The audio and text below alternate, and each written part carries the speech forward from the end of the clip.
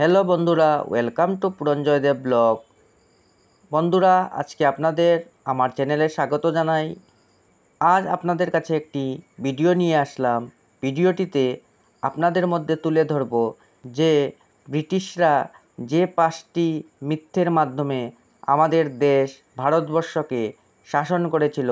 তাহলে আপনারা ভিডিওটি স্কিপ না করে শেষ পর্যন্ত দেখবেন। তাহলে বন্ধুরা, শুরু করা যাক। প্রথম হলো, ইংরেজরা ভারতে আসার উদ্দেশ্য ব্যবসায় নাকি শাসন করা। তাহলে শুনুন। ইংরেজরা ব্যবসায়ের নামে ভারতে ঠিক এসেছিল, কিন্তু তাহাদের আসল উদ্দেশ্য রাজনৈতিক নিয়ন্ত্রণ এবং সত্তা হাসিল করা ছিল।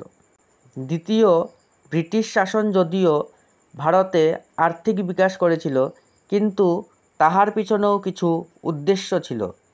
এইটি বলা যায় যে ইংরেজরা ভারতের আর্থিক বিকাশ করেছিল, কিন্তু বাস্তবে ব্রিটিশ শাসন ভারতের অনেক ক্ষতি করেছিল। তৃতীয়, ইংরেজরা ভারতকে একত্রিত করার নামে অনেক মিথ্যে বলেছিল। ভারত প্রথম থেকে সাংস্কৃতিক, ধার্মিক এবং ঐতিহাসিক রূপে অনেক একত্রিত ছিল, কিন্তু ইংরেজরা দেশে বিভাজন নীতির মাধ্যমে দেশের মানুষদের মধ্যে বিভাজনতা শুরু করেছিল। চতুর্থ, যদিও ইংরেজরা ভারতে কানুন ব্যবস্থা স্থাপিত করে, তাহার পিছনেও কোনো উদ্দেশ্য ছিল।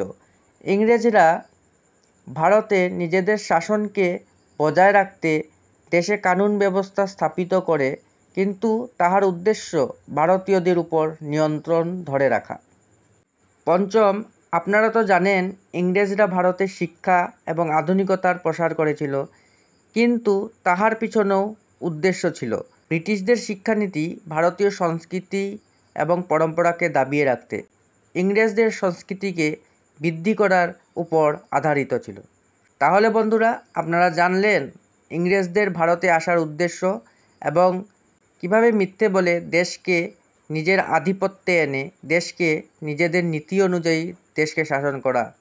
তাহলে বন্ধুরা, আশা করি আমার এই ভিডিওটির মাধ্যমে আপনাদের জ্ঞাত করতে পারলাম ভারতে ব্রিটিশ আধিপত্যের বিষয়ে। আমার এই ভিডিওটি ভালো লেগে থাকলে ভিডিওটিকে লাইক করে দেবেন এবং আরও অনেক ভালো ভিডিও পাওয়ার জন্য চ্যানেলটিকে সাবস্ক্রাইব করে দেবেন। ভিডিওটিকে দেখার জন্য অনেক অনেক ধন্যবাদ।